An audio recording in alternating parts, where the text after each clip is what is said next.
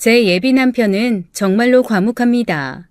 그냥 말이 없다 정도가 아니라 진짜 이 정도면 그냥 말을 못하는 사람이 아닐까 싶을 정도로 과묵해요. 오죽하면 엄마랑 처음 결혼 앞두고 인사를 간 적이 있었는데 엄마가 나중에 저한테 이렇게 말씀하시더라고요. 예, 남자가 수다스러운 것도 꼴보기 싫은 거는 맞는데 그래도 적어도 장모들 사람 앞에 와서 안녕하세요, 잘 먹겠습니다, 안녕히 계세요 이 세 마디만 하는 건 좀 심하지 않니? 그러게, 말이 없다 해도 이렇게까지 없을 줄은 몰랐네. 나도 좀 그렇긴 했어. 미안해, 엄마. 아니, 사회생활은 제대로 한대? 그게, 엄마, 저 사람이 하는 일이 음향 쪽 다루는 일이잖아. 사람이랑 그렇게 말을 할 일이 많이 없나 봐. 그냥 맨날 이어폰 들으면서 음악이나 조절하고 그러다 보니까 혼자 녹음실이나 이런 데 틀어박혀가지고 기계로만 일하고 며칠 동안 동료들 한번 못 만나는 적도 많다고 하더라고. 아이고 세상에, 동물원 사는 구간조가 쟤보다 말을 많이 하겠어. 입에서 군내 안 나나? 어쩌면 저렇게 말이 없어. 나도 그렇게 생각해. 처음에는 나도 좀 답답했는데 이제는 익숙해졌나 봐. 그냥 그러려니 하게 되더라고. 엄마한테는 그냥 그렇게 얘기했지만 사실 저도 처음에는 너무 답답해서 가슴을 펑펑 친 것이 한두 번이 아니었습니다. 제가 예비 남편이 말이 없다고 한탄을 하면 친구들은 저한테 몹시 의아한 듯이 물어봐요. 대체 연애는 어떻게 했으며 널 좋아하는 건 어떻게 알았냐고 말이죠. 그런데 참 죽으라는 법은 없나 보죠. 이 사람이 말을 안 하는 대신 한 번씩 제가 정말 답답해서 죽을 것 같을 때쯤 아주 장문의 길고 애절한 편지를 써줍니다.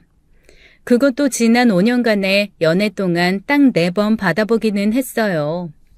편지는 어찌나 청산유수인지 혹시 이 사람이 누구한테 돈 주고 시키나 싶을 정도로 평소에 보이는 모습과는 완전히 정반대입니다.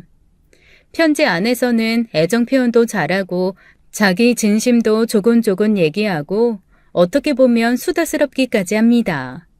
그런데 문제는 그 편지를 주는 건 정말 제가 폭발하기 직전일 것 같을 때 이대로 가다간 이건 영락없이 헤어지겠구나 싶을 때 한 번씩 주고 그렇게 해서 또 맥없이 제가 화가 풀리고 나면 모습은 다시 그대로 돌아가요. 제가 집요하게 한번 매달려 본 적이 있어요. 자기야, 나 평생 다시는 바라지 않을 테니까 자기가 나한테 편지에 써줬던 거 딱 더도 말고 덜도 말고 정말 그 편지에 써줬던 것만큼만 한 번만, 아니 한 번도 아니야, 10초, 아니 5초만 나한테 직접적으로 해줘. 그냥 자기야 사랑해, 자기는 나의 영혼이고 내 숨결이야, 그렇게 쓴 말 있잖아. 그거 직접적으로 한 번만 더 해줘. 제가 그렇게 조르고 또 졸랐습니다. 그러자 남편이 저한테 뭐라고 하는 줄 아세요? 아니 했다고도 할 수가 없죠. 제 손등을 장난스럽게 한번 툭 치더니 턱짓을 한번 훅 하고 마는 겁니다. 한마디로 치워라 이거죠. 하지 마라, 딱 그 뉘앙스입니다. 하지만 한 번쯤은 정말 직접 듣고 싶다는 마음이 너무 간절했어요. 그래서 이렇게 해주지 않으면 결혼 안 할 거라는 둥, 헤어질 거라는 둥, 있는 대로 협박을 다 해봤지만 꼼짝도 안 하더라고요.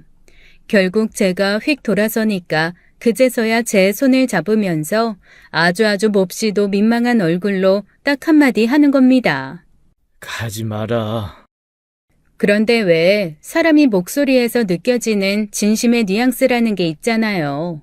그 얘기를 듣는데 이 사람한테 더는 요구하면 안 되겠다, 더 요구하는 건 너무 잔인한 일이겠다라는 생각이 드는 겁니다. 더 이상 뭐라고 못하겠더라고요. 그래서 연애 2년차쯤 됐을 때 그렇게 조르다가 포기한 이후로는 제 예비 남편에게 더 이상 그 어떤 애정 표현도 요구하지 않았습니다. 그런데 이게 저는 그냥 익숙해져서 데이트 5시간 내내 단 한마디를 안 해도 그냥 그런가 보다 하고 넘어갈 수 있거든요. 그런데 주변 사람이 봤을 땐 이게 정말 너무 이상한가 봐요. 제 친구들이 어느 날 저를 붙들고 거의 청문회하듯 물어본 적이 한 번 있거든요. 야, 그러니까 너희는 만나서 데이트하는 내내 단 한마디를 안 해? 그럼 그게 무슨 데이트야? 그냥 모르는 사람끼리 같이 걷는 거 아니야? 그러니까 아무리 말이 없다고 그래도 그렇지.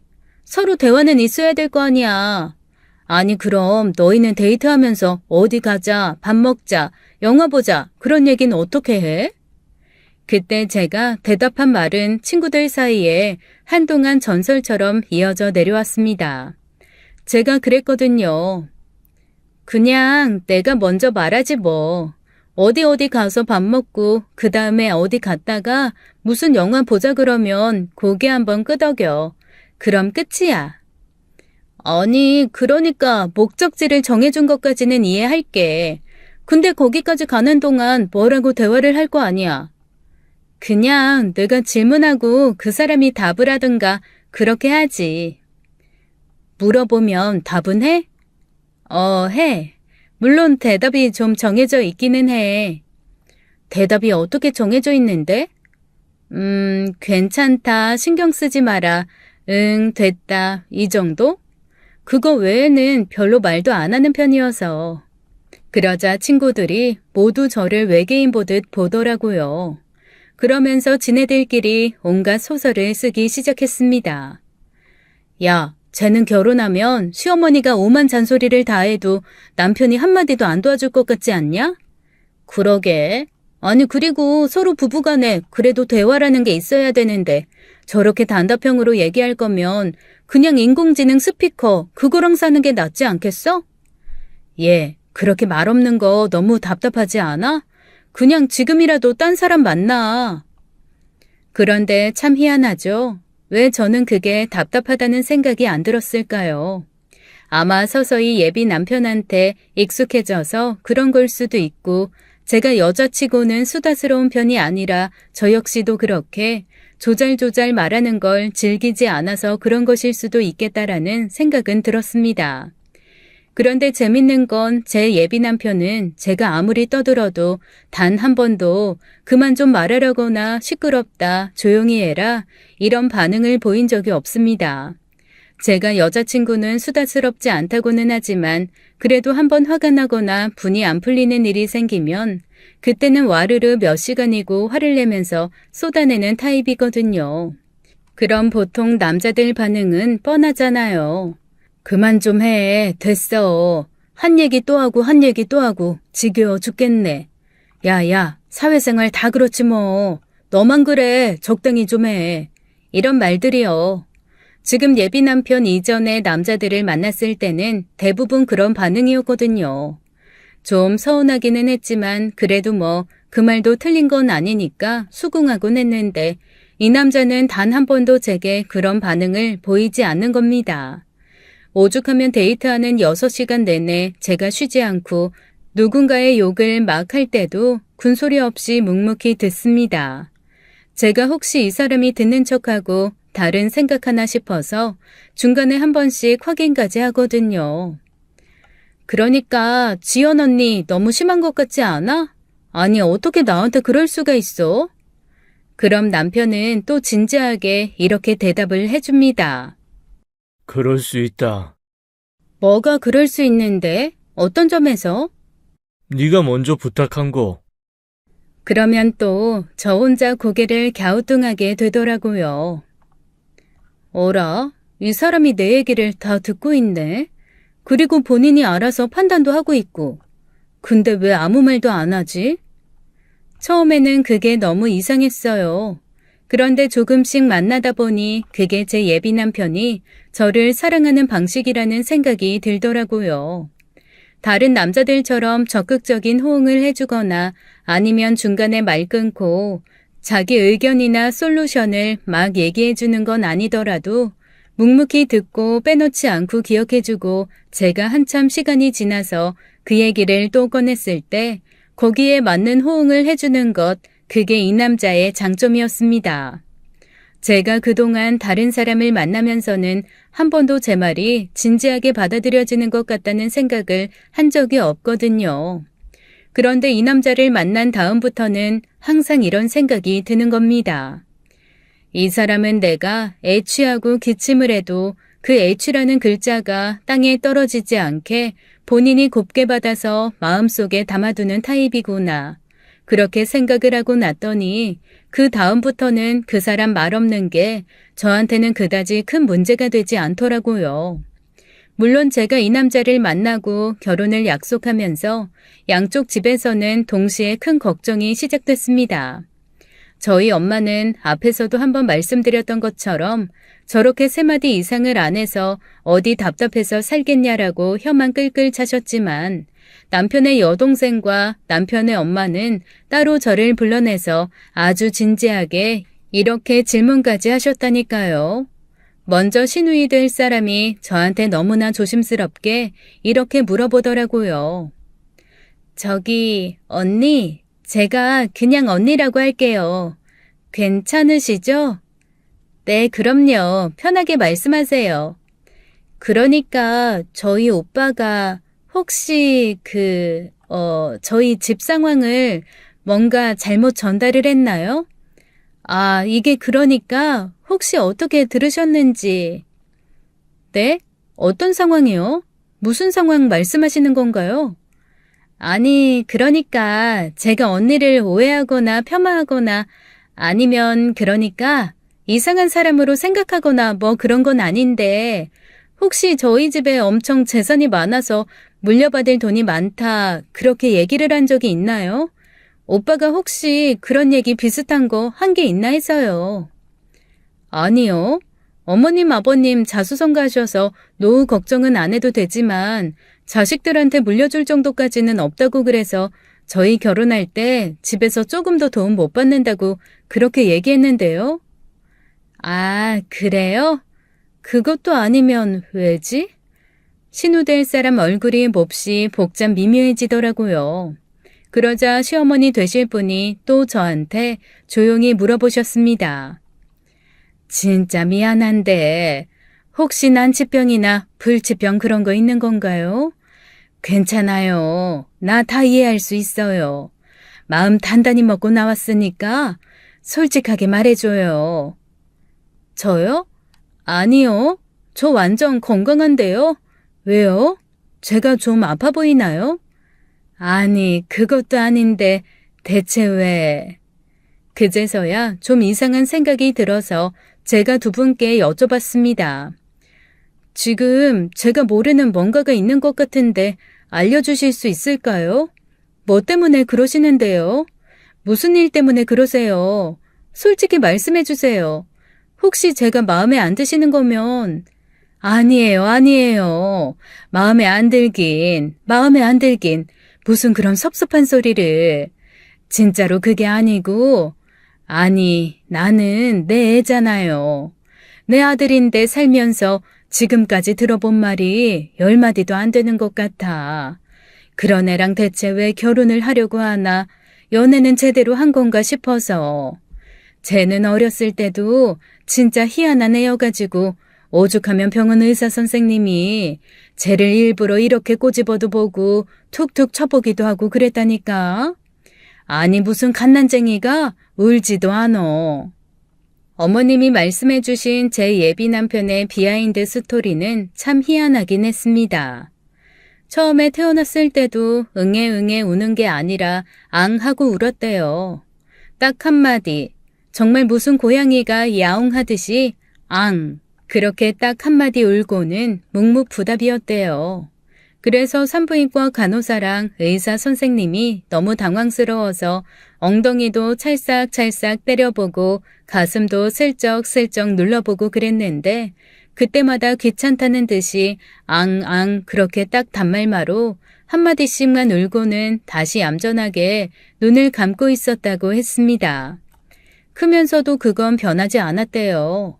보통 애들이 기저귀에 오줌똥을 싸거나 배가 고프면 정말 악을 쓰듯이 울잖아요. 그런데 제 예비 남편은 뭔가 가르릉 하는 소리 비슷한 걸 내면서 부모가 알아서 찾아와 살펴줄 때까지 기다렸다고 합니다. 그래서 오히려 어머님 아버님은 걱정이 많으셨대요.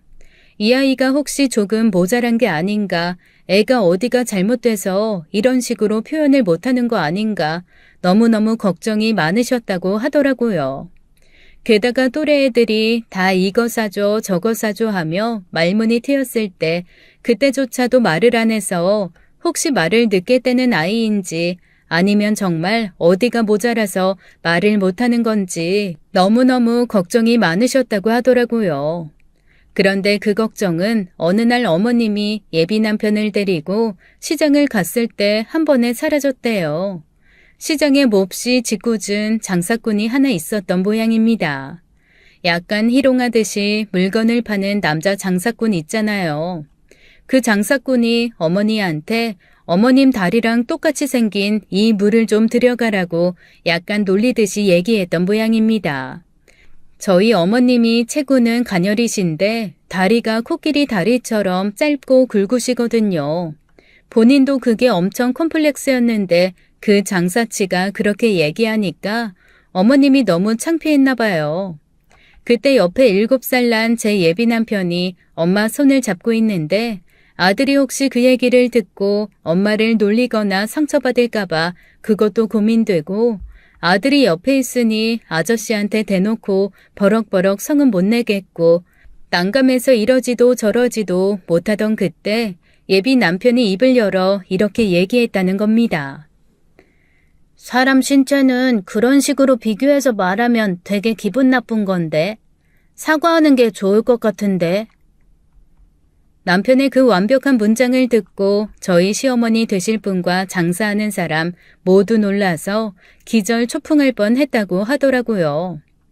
장사하는 사람은 어린 남자애한테 바른 소리 듣고 몹시 민망해서 당황했고 저희 시어머니 되실 분은 내 아들이 이런 완벽한 문장을 말할 줄 아는 아이라는 거에 대해서 너무 놀랐다고 했습니다.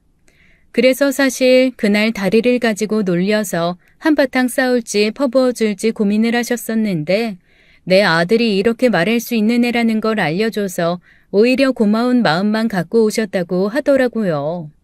그런데 무슨 이벤트처럼 그때 한번 그렇게 말을 하고 또 제 예비 남편은 입을 꾹 다물었다고 합니다.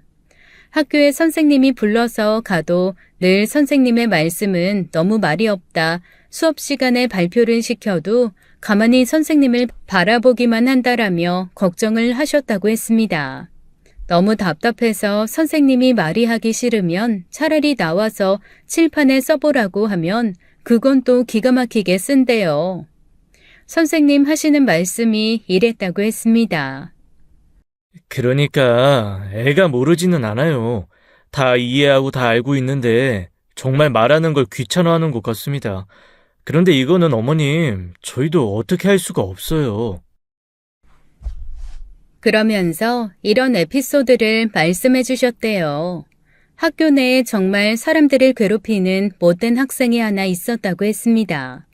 그 학생이 다른 애들은 뭔가 다 자기 앞에서 굽신거리는 것 같고 쫄아드는 것 같고 그런데 제 예비 남편만 마치 바다 위에 고요한 물새 한 마리처럼 아무리 철썩철썩 파도로 때려도 반응이 없으니까 안이 꼽고 짜증이 났었나 봐요. 예비 남편을 어떻게 해보려고 여러 명이 우르르 몰려와 그 앞에서 있는 대로 협박을 하며 방과 후에 옥상으로 따라오라고 했답니다. 그랬더니 거기에다 대고 예비 남편이 딱 한마디를 했다네요. 방과 후엔 옥상 문 잠겨. 그리고 난 너희 볼 이유가 없어.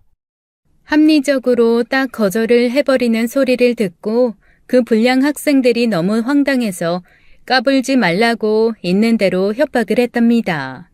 그런데 그날 오후 제 예비 남편이 정말 장문의 편지를 써서 교무실에 있는 선생님들한테 쫙 돌렸다는 겁니다. 몇 월 며칠 어떤 식으로 협박을 했고 누구누구가 와서 누구를 협박을 했고 이런 식의 협박으로 어떤 아이가 힘들어하고 한마디로 신문고를 써서 올린 거죠. 온 학교가 발칵 뒤집혔다네요. 왜냐하면 마지막에 이렇게 써져 있었대요. 이렇게 상세하게 고했는데도 적절한 처벌이 시행되지 않을 경우 이 모든 자료는 교육청과 구청, 경찰서에 직접 제공하겠다고 말입니다. 당시만 해도 학교 폭력이 그렇게 크지는 않았을 때지만 그런 식으로 아이들이 누군가를 괴롭힌다는 게 알려져서 좋을 건 없었으니까요.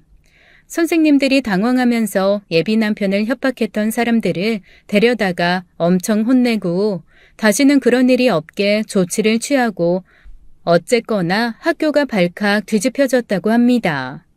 그런 식으로 묵묵하게 아무와도 말 섞지 않고 살면서 한 번씩 그렇게 크게 터뜨려주니 예비 남편을 모르는 사람이 없었대요. 본인만 몰랐지 완전 유명인이었던 거죠. 주변에서 뭐라고 쑥덕거리던 간에 본인은 내 갈 길 가겠다. 나는 아무 생각 없다. 그냥 그렇게 살아온 사람인 겁니다.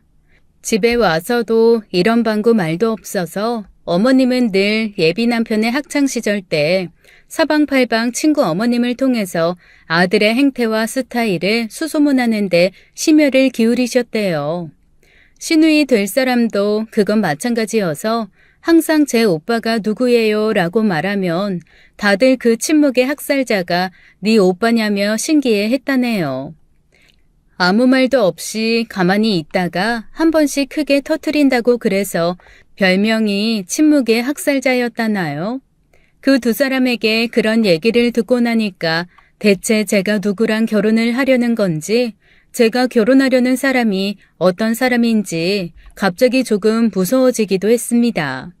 엄마도 걱정이 크셨어요. 왜냐하면 아빠가 일찍 돌아가시고 엄마랑 저랑 세상에 단둘이거든요. 그래서 엄마는 당신에게 몹시 다정한 사위가 있었으면 좋겠다고 오래전부터 소원하셨거든요. 엄마가 많이 편찮으셔서 아무래도 본인이 건강이 좋지 않고 오래 살 것 같지가 않으니까 남편이라도 다정해서 저를 좀 살갑게 살펴주길 원하셨던 것 같습니다. 그런데 딸이 결혼하겠다고 데리고 온 남자가 미래의 장모가 될 사람 앞에서는 두 마디 이상을 안 하니 엄마가 걱정이 태산 같으신 게 너무나 당연하기도 했죠. 그런데 저는 그럼에도 불구하고 이 남자가 너무 좋았습니다. 결혼을 하면 꼭 이 남자랑 하고 싶다는 생각이 들었거든요. 제가 그렇게 몇 번이나 강력하게 제 의견을 말하고 나니 엄마도 그냥 받아들여 주셨습니다. 그런데 이상하죠. 사람이 고민하던 것을 하나 놓으면 뭔가 마음속에서 긴장이 풀리나 봐요. 저희 엄마 건강이 좋지 않으셨지만 그래도 잘 버티신다 생각했는데 제가 결혼할 남자 딱 정해놓고 나니까 갑자기 급속도로 편찮아지시기 시작했습니다. 지병도 더 도드라지고 게다가 병원 가서 검사해보니 그동안 몰랐던 몸 곳곳에 종양이 발견되었어요. 제가 건강검진 그때그때 다 하셨는데 대체 이게 무슨 일이냐고 당황했더니 의사가 하는 말이 건강검진 때는 이렇게까지 나타나지 않았는데 요 몇 달 사이에 급격하게 안 좋아지신 것 같다고 가끔 환자들 중에 이렇게 급성으로 안 좋아지는 사람도 있다면서 안타까워했습니다. 그때 예비 남편은 당혹스러워 펑펑 우는 제 옆에서 묵묵히 정말 말없이 저를 지켜주고 위로해줬습니다. 그리고 제가 안 갈 때도 엄마 병원을 자주 찾았다고 하더라고요. 그런데 찾아가기만 했지 말은 또 한마디도 안 했대요. 주변 환자, 보호자분들 얘기 들어보니까 몇 시간이고 그냥 엄마가 하는 얘기를 묵묵히 듣고만 간다고 하더라고요. 그래서 제가 엄마에게 물었습니다. 엄마, 대답도 없는 사람한테 무슨 얘기를 그렇게 많이 해? 예, 그게 참 신기하다. 내가 처음에는 벽 보고 얘기하는 것 같아서 좀 답답했거든. 이게 하다 보니까 왜 옛날 사람들이 대나무 숲에 가서 막 떠들고 그랬는지 알 것 같아. 마음이 편해져. 내가 딸인 너한테도 못하는 얘기 다 한다 아주. 마음에 쌓이는 게 없어지니까 마음이 너무 편해. 참 고마웠습니다. 엄마가 마음에 쌓인 거 없이 털어놓을 상대가 되어준다는 것만으로도 너무 감사했죠. 그렇게 제 예비 남편에게 오만 얘기 다 털어놓은 엄마는 결국 제 결혼식도 못 보고 돌아가셨어요. 엄마 앞에서 그래도 결혼하고 싶어서 나름대로 결혼식 준비를 서둘러 하기는 했는데 끝내 그것도 다 못 보고 돌아가셨죠. 다행히 저랑 제 예비 남편이 임종을 지키긴 했습니다. 그런데 참 이 멋없는 남자, 엄마가 임종 직전 손을 꼭 붙들고 우리 딸 잘 부탁한다라고 했을 때 그냥 어지간하면 네 알겠습니다 라고 대답할 만도 하잖아요.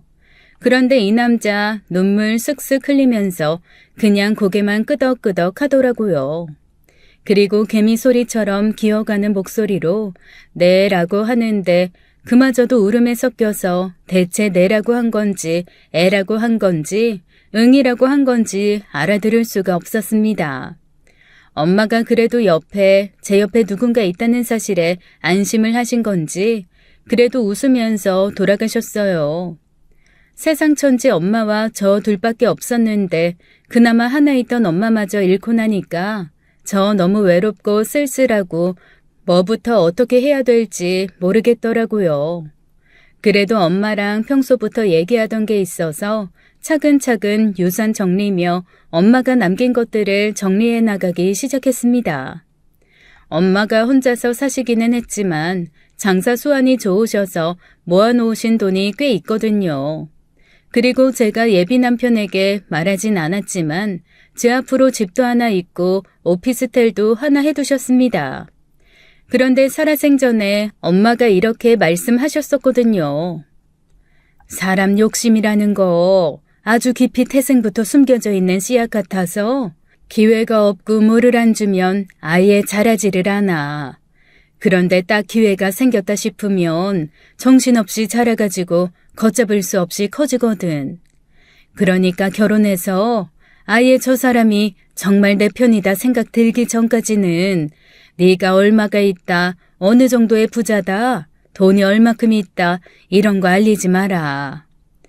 알았어. 근데 엄마 어차피 내 거 아니라 엄마 건데 뭐. 엄마 죽기 전에는 그런 거 나 신경 안 써도 되는데? 이런 얘기는 미리미리 해두는 거야.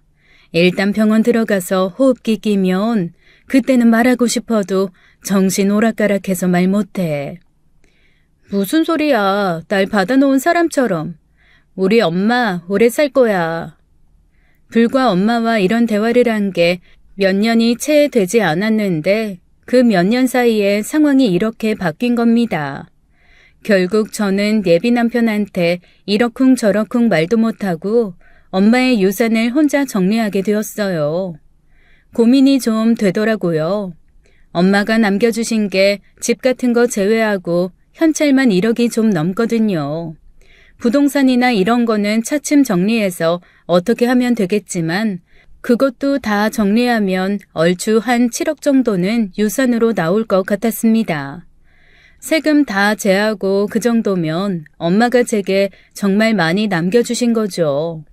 이거를 대체 예비 남편한테 언제쯤 말해야 되나 엄청 고민을 하고 있는데 갑자기 제 예비 남편이 저한테 이런 걸 물어보는 겁니다. 저 연애하면서 한 번도 이 남자가 저한테 질문이라는 거를 한 걸 들어본 적도 없을 뿐더러 이렇게나 긴 문장을 말한 적도 없는데 글쎄 저한테 이러는 거 있죠? 어머님 돌아가시고 나서 이것저것 좀 남기지 않으셨나? 대체 유산 얼마 정도 받는 거야? 얼추 유산의 규모와 금액을 알아야 우리도 뭔가 계획을 세우지 않을까?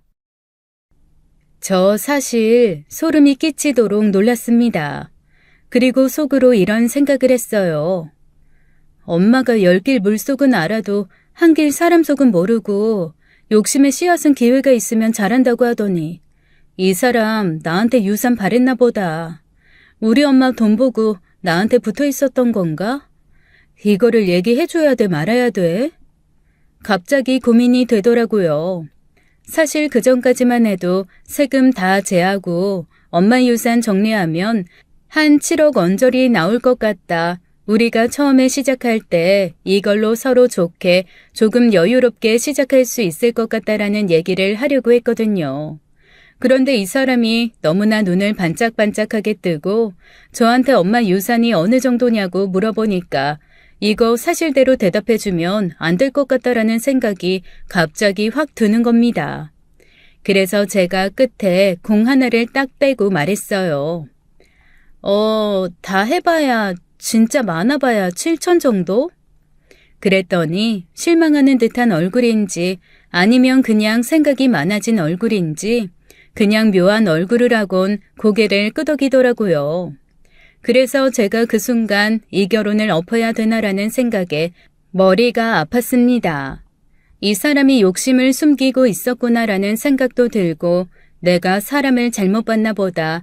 이 사람 마음에도 유산 받을 생각이 있었구나라는 실망감이 함께 몰려오더라고요.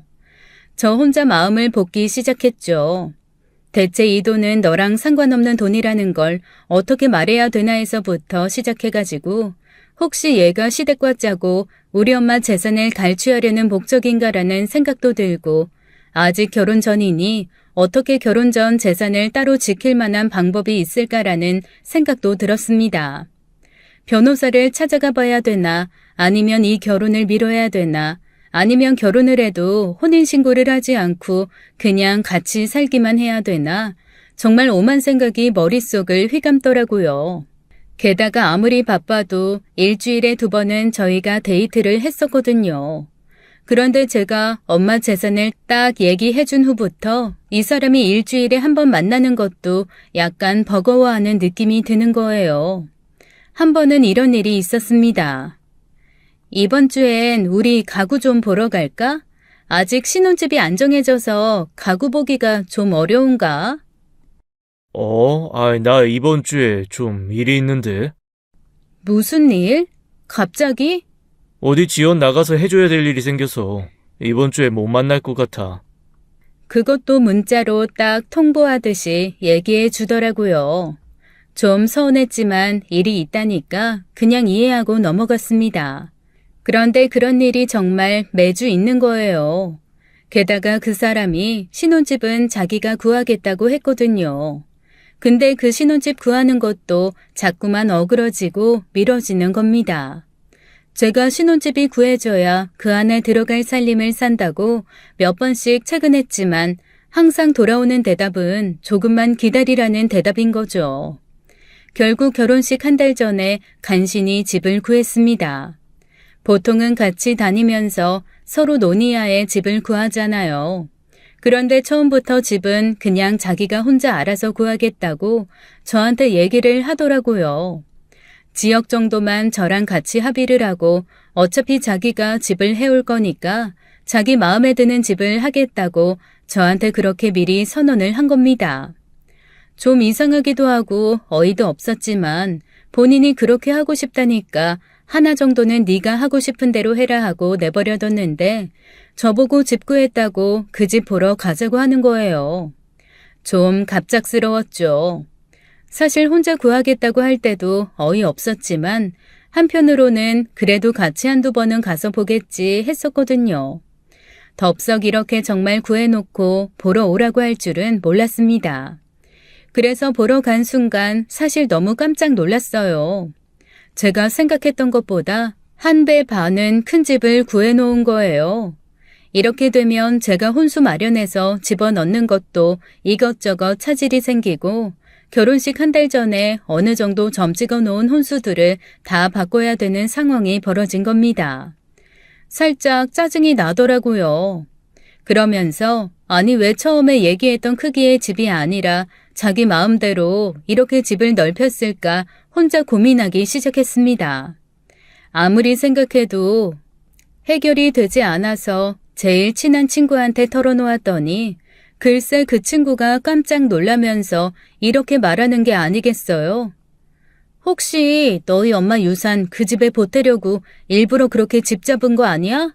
대출 받아서 그 집 사놓고 나중에 대출금 같이 갚자. 너 엄마한테 받은 돈 있지 않냐? 그거 일단 집에다가 같이 넣자. 이러는 거 아니야? 그런가? 나 공 하나 줄여서 말했는데 공 하나 늘려서 말했으면 큰일 날 뻔했네. 아무리 생각해도 그런 것 같은데. 안 그러면 그렇게 큰 집을 덥석 구할 리가 없잖아. 안 그래? 한번 마음의 의심에 씨앗이 자라기 시작하니까 그 다음부터 그 사람이 무슨 행동을 하던 다 이상하게 보이기 시작했어요. 그리고 혼자서 끙끙 소가리를 하면서 의심을 키우다 보니 결국엔 저 혼자서 북치고 장구치고 하며 대체 이 결혼을 해야 되나 말아야 되나, 이거 엎어야 되는 결혼 아닌가, 이거 내가 이대로 결혼하면 괜히 돌아가신 엄마 하늘에서 땅치고 울게 만드는 일 아닌가, 정말 별별 생각이 다 들더라고요. 게다가 친구들은 어쩌면 그렇게 하나같이 저한테 부정적인 얘기만 해주는지 친구들 말을 듣다 보니 제 예비 남편이 저희 엄마 돈 노리고 저한테 접근했다가 그 돈이 얼마 되지 않으니 일단 전부 다 빚으로 시작하는 나쁜 놈 되는 게 한순간이었습니다. 사람 하나 이상하게 만드는 거 정말 순식간이더라고요. 하루아침에 제 예비 남편은 과묵하지만 생각 깊은 사람에서 말없이 의문스럽게 작전이나 꾸미는 후레자식 같은 놈으로 전락하고 말았습니다. 친구들은 저한테 계속 지금 정리하지 않으면 살면서 내내 저를 괴롭힐 거라며 그냥 하루라도 빨리 정리하라고만 하더라고요. 그러면서 정말 들으면 들을수록 한숨만 푹푹 나오는 얘기들만 전해주었습니다. 멀쩡한 사람인 줄 알았는데 딱 유산 나오자마자 돌변해서 바람 피운 사람 얘기, 유산 받자마자 도박에 빠져 다 탕진한 사람 얘기, 몰래 돈 빼서 다른 여자랑 살림 차리고 결국 한 푼 못 받고 쫓겨난 사람 얘기. 아니, 저는 그렇게 유산과 막장이 얽힌 얘기가 많은 줄은 처음 알았습니다. 그런데 이 사람이 워낙 말이 없는 사람이니 뭐라고 물어봐도 제대로 된 대답이 나올 것 같지도 않고, 그렇게 말없는 사람이 뜬금없이 엄마한테 받은 유산 얼마냐고 물어본 후로는 정말 더 말수가 없어진 채 혼자 자꾸만 주말에도 자기만의 시간 보내는 게 영 찜찜했어요. 결혼 준비는 저 혼자 하는 건지 아니면 우리 둘이 과연 결혼을 하기나 하는 건지 너무 머릿속이 복잡해지기 시작했습니다. 그런데 결혼식 이틀 전 갑자기 예비 남편이 저한테 얘기 좀 하자고 하더라고요. 순간 올 게 왔구나, 드디어 이 인간이 본색을 드러내려나 보다. 그래, 한번 무슨 얘기하는지 드러나 보자라는 생각이 들었습니다. 그래서 제가 잔뜩 굳은 얼굴로 만나는 장소에 나갔죠. 보통 결혼 앞두고 매일매일 봐도 모자랄 판에 저희 열흘 만에 얼굴 보는 거였거든요. 저를 딱 보더니 갑자기 씩 웃는 겁니다. 아니, 그런데 왜죠? 또 웃는 얼굴 보니까 마음이 또 사르륵 녹는 거예요. 제가 속으로 이렇게 생각했습니다. 안 돼, 정신 차려. 지금 너 정신 똑바로 차리지 않으면 하늘에서 네 엄마 땅치고 후회할 일 만들 수 있어. 정신 똑바로 차려야 돼. 그래서 제가 굳은 얼굴로 가만히 예비 남편을 노려보았어요. 그랬더니 그 무딘 인간이 자기도 조금 뭔가 이상한 게 느껴졌는지 저한테 이렇게 묻는 겁니다. 화났어? 그럼 화났지. 결혼은 나 혼자 해? 아니, 나랑 결혼할 마음이 있기는 한 거야? 너 혹시 바람 피우니? 아니, 왜? 생각보다 유산이 얼마 안 돼서 마음이 떠났어? 처음에는 그렇게까지 말할 생각은 없었어요. 그런데 이제 저 혼자 소설 쓰고 드라마 쓰고 푹푹 쌓여왔던 게 한번 말문을 여니까 본물 터지듯 화르르 쏟아져 나오더라고요. 저도 모르게 서러움 가득한 목소리로 예비 남편에게 와다다 퍼부었습니다. 아니, 나 정말 이해를 못하겠어. 아무리 당신이 말이 없는 사람이라고는 하지만 어떻게 이런 방구 논의도 없고 의논도 없이 혼자 다 결정하고. 그래, 그건 둘째치고 우리 엄마 유산 얼마 있는지만 딱 물어보고 어떻게 그렇게 나를 방치할 수가 있어? 너무한 거 아니야? 아니, 우리 엄마 유산에 따라서 당신의 태도가 그렇게 달라질 거였으면 처음부터 그걸 노리고 나한테 접근했던 거야? 그게 아니라면 변명을 하던 해명을 하던 말이라도 해봐. 같이 살 집 혼자 구하겠다고 하질 않나? 그것도 의논도 없이 덥석 큰 평수 구해놓고. 뭐야? 그 집 대출금 내 엄마 유산으로 갚겠다는 거야? 그런 의도로 일부러 그런 거냐고. 진짜 내가 혼자 믿고 기다리려고 해도 이건 너무하잖아.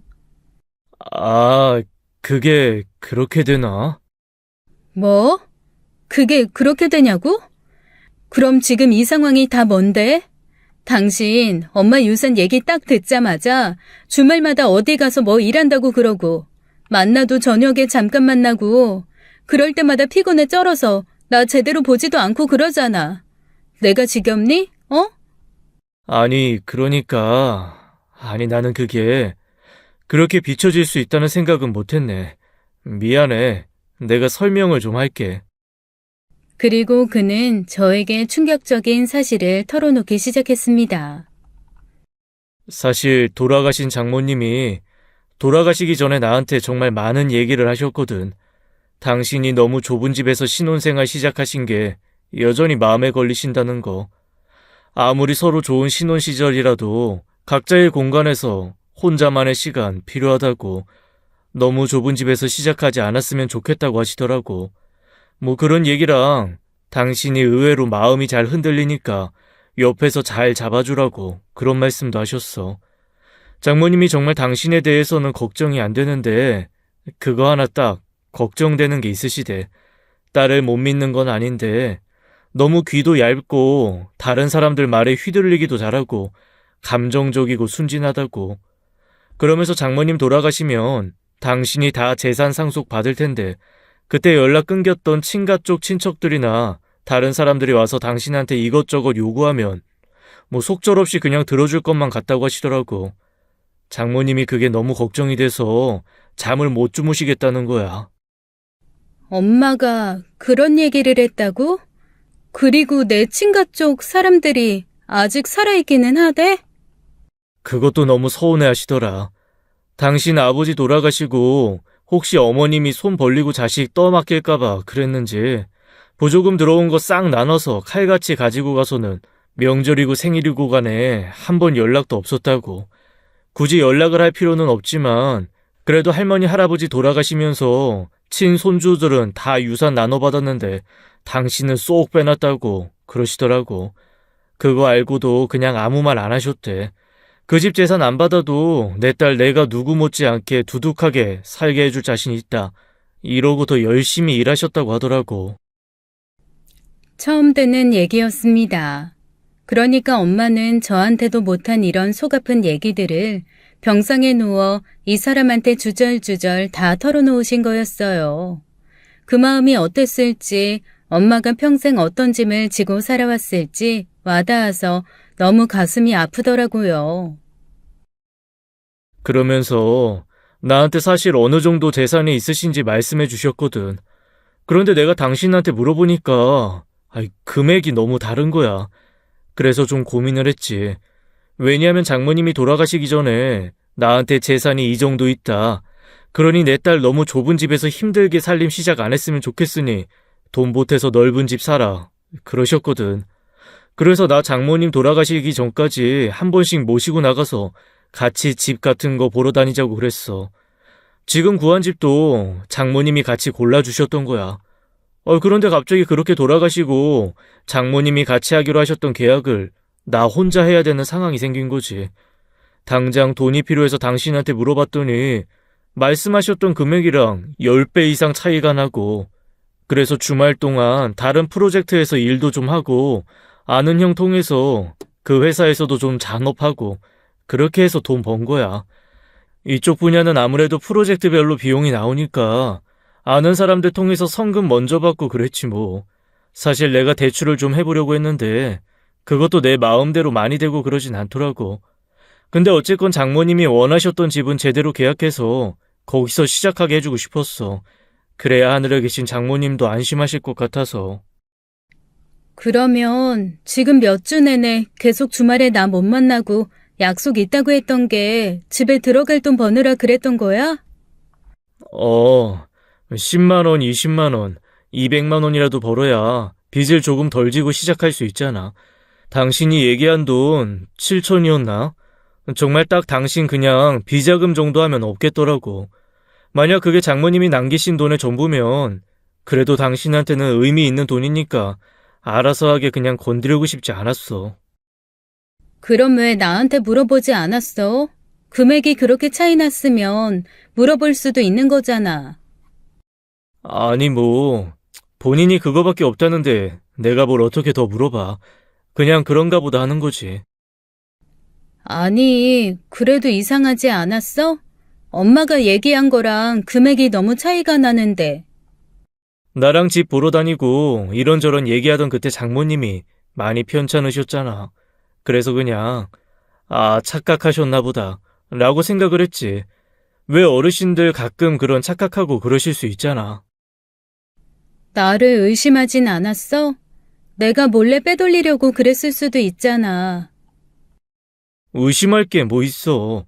그리고 만약에 당신이 금액을 그렇게 줄여서 얘기했다면 또 거기에 대한 이유가 있겠거니 했지. 그리고 빼돌리긴 뭘 빼돌려. 그게 내 돈이야. 장모님 평생이 담긴 당신 돈인데 자식이 부모한테 받은 돈 알아서 하겠다는 게 어째서 빼돌리는 거야. 갑자기 얼굴이 화끈 달아오르기도 하고 뭔가 너무 미안한 마음도 들고 마음이 복잡해졌어요. 아니, 이 말없는 남자 대체 어떡하면 좋아요? 아무리 그래도 그렇지 자기 마누라 될 사람이 공을 하나 떼고 금액을 얘기했는데 뭔가 분하거나 아니면 짜증나거나 화나거나 실망하거나 적어도 그런 감정 정도는 있어도 되잖아요. 그런데 그런 거 전혀 없이 이유가 있었겠거니라고 이해하고 넘어갔다는데 와, 제가 정말 할 말이 없었습니다. 오히려 너무 속 좁게 모든 것을 꼬아서 본 제 자신이 미안하고 창피해서 어쩔 줄을 모르겠더라고요. 그래서 제가 너무 어이가 없어서 다시 한번 물어봤습니다. 아니, 난 정말 이해를 못하겠네. 그런데 왜 말을 안 해? 그랬더니 이 남자 지금까지 저 속 뒤집은 거는 생각도 안 하고 씩 웃으면서 뭐라 그러는 줄 아세요? 에이, 굳이 말을 해야 하나? 서로 그냥 이제는 눈빛만 봐도 아는 거 아니었어?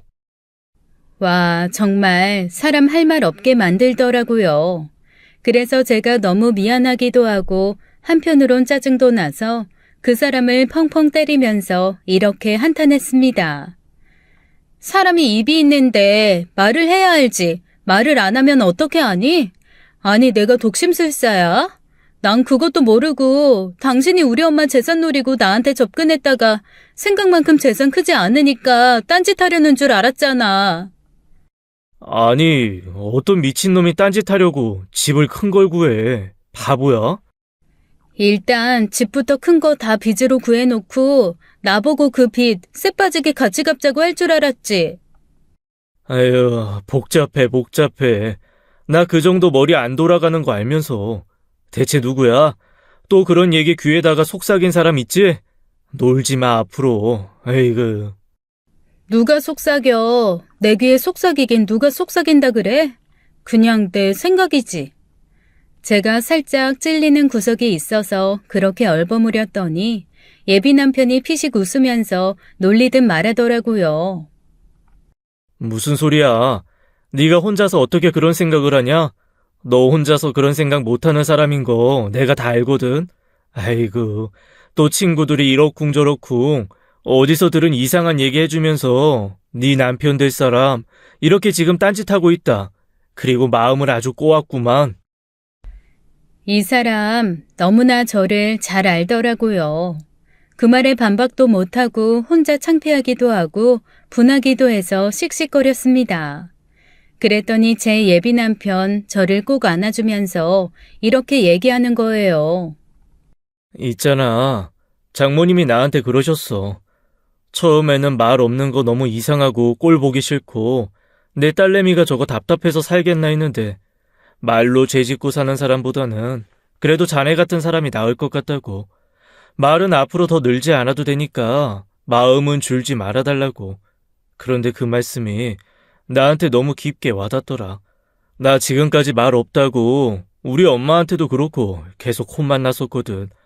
나한테 이런 식으로 말 없어도 되니까 라고 말해준 사람 장모님이 처음이란 말이야. 나 그런 장모님 절대 배신하지 않아. 그리고 장모님이 어디선가 슬퍼하실 일 절대 하지 않아. 그러니까 당신도 앞으로 뭔가 궁금한 게 있으면 그냥 나한테 직접 물어봐. 나 알잖아. 내가 언제 한 입으로 두 말 하는 거 봤어? 말을 안 해서 그렇지 다른 말은 하지 않아. 그러니까 그건 나 좀 믿고 그냥 미심쩍은 게 있거나 궁금한 게 있으면 나한테 직접 물어봐. 그렇게 친구들 말 듣고 혼자서 마음 졸이지 말고. 저는 제 예비 남편 얘기를 들으면서 혼자서 이렇게 생각을 했습니다. 아, 이 사람이 나한테 평생 할 말을 오늘 다 하는구나. 오늘 이후로 단 한마디도 하지 않고 무건 수행에 들어간다고 해도 난 할 말 없다. 그만큼 그 사람이 정말 말을 길게 하더라고요. 나름 자기도 황당하고 다급했는지 청산유수처럼 말이 쏟아져 나오는데 평소에도 이렇게 말을 해주면 얼마나 좋아라는 생각을 하면서도 한편으로는 엄마한테 고맙고 미안했습니다. 제가 미처 알아보지 못한 이 사람의 진가를 엄마가 빠르게 파악해서 얘기해 줬다는 것도 너무 고마웠고 엄마의 말을 지키기 위해 저한테 최선을 다해주려고 했던 이 사람의 마음도 너무 고맙더라고요. 그래서 제가 다른 건 몰라도 앞으로 뭔가 의심되거나 이상한 게 있으면 그냥 바로 직접적으로 물어보겠다는 약속은 철석같이 했습니다. 그렇게 의문스러운 줄 알았던 제 예비 남편의 해프닝은 나름 해피엔딩으로 마무리가 되었어요. 나중에 제 친구들이 자초지종을 듣고 너무 어이가 없어서 헛웃음만 짓더라고요. 그러면서 이렇게 말하는 겁니다. 야, 우리가 그동안 모았던 남자 데이터로는 도저히 이해할 수 없는 게 네 남편인 것 같아. 우리는 앞으로 그 사람을 학습하려고 하지 않겠어. 너 정말 특이한 남자랑 사는 것 같다. 어휴, 세상에. 다들 그렇게 도리도리하며 진저리를 쳤지만 저는 뭐 이 사람이 가진 진심을 이제서야 완벽하게 파악한 것 같아요. 물론 앞으로도 살면서 말없어서 답답한 경우 분명히 생기겠죠. 하지만 그 사람이 말을 안 하면 제가 말을 좀 더 해서 저희의 간격을 좀 줄여보려고 합니다. 언젠가는 이 사람도 저한테 조근조근 이 말 저 말 하면서 대화할 날이 오겠죠. 뭐 그게 50년 뒤가 됐건 60년 뒤가 됐건 아니 서로 그 시간이 오지 않더라도 저는 이 사람을 많이 존경하고 사랑하면서 같이 한번 살아가 보려고요. 아이가 태어나서 엄마, 우리 아빠 혹시 말을 못하는 사람이에요? 라고 물어볼까봐 걱정은 좀 되지만 저희 시어머니가 슬쩍 귀띔을 하나 해주신 게 있어서 그거 한번 믿고 가보려고 합니다. 지금 꽤 수다스러우신 시아버지 젊은 시절에는 제 남편만큼이나 말이 없으셨대요. 그런데 아이가 태어나고 나니까 그렇게 수다스러워지셨다면서 어머님이 저희 집도 아이 낳으면 달라질 수 있다고 저한테 작은 희망을 하나 주시더라고요. 내가 네 시아버지랑 결혼 전에 들은 말이 딱 3마디거든. 안녕하세요. 안녕히 가세요. 결혼합시다. 그 3마디 듣고 결혼한 나도 대단하지. 여튼 그 사람이 글쎄 내가 딱 아이 낳아주니까 그 애를 안고 세상에 얘 하루 5시간 6시간을 떠들더라. 갓난 애가 뭘 알아듣는다고 국제정세 유가 오르락 내리락 하는 것부터 영국 프랑스 장미전쟁 얘기가 웬 말이니? 아마 우리 아들 딸들이 공부를 못한 건 태어나면서부터 온갖 상식의 교과서 얘기를 귀따갑게 들어서 지겨워서 그랬을 거야. 아유, 아버님이 말씀 없으셨던 분이라는 거 믿을 수가 없는데요? 그치? 아주 사람이 확 변했어. 사람도 평생 해야 하는 말에 양이라는 게 있나 봐. 아주 젊을 때 안 하던 말을 늙어서 주절주절 아주 요즘은 내가 입 좀 다물고 있으라고 시끄럽다고 구박하는 게 일이야. 너도 그렇게 될 거야. 조금만 참아, 응? 그 말 한번 믿고 남편 한번 잘 데리고 살아보려고요. 말 없는 제 예비 남편 그래도 너무너무 많이 사랑하거든요. 특히 돌아가신 엄마가 끝까지 믿으셨던 것처럼 이 사람 말 많게 현혹하는 사람이 아니라 과묵하게 행동으로 증명하고 지켜내는 사람이라는 거 이제 확실히 알았으니까요. 남편의 진심을 알고 저는 엄마가 남기신 재산을 모두 공개했습니다. 그리고 더 이상 잔업에 아르바이트 뛰지 않게 알아서 분배하고 쓰라고 했죠. 고맙게도 허투루 쓰지 않고 딱 필요한 만큼만 손대고 나머지는 저한테 알아서 활용하라고 하더라고요. 자기는 장모님한테 약속한 집 하나 했으니 됐다나요? 말없고 욕심 없는 남편이지만 이런 사람이라 행복합니다. 그냥 빨리 아이를 하나 낳아야겠어요. 정말 시어머니 말씀대로 수다스러워지는지 보고 싶거든요. 물론 지금처럼 말없는 남편도 좋지만 수다스러운 남편도 나름 사랑스러울 것 같은데 어떠세요?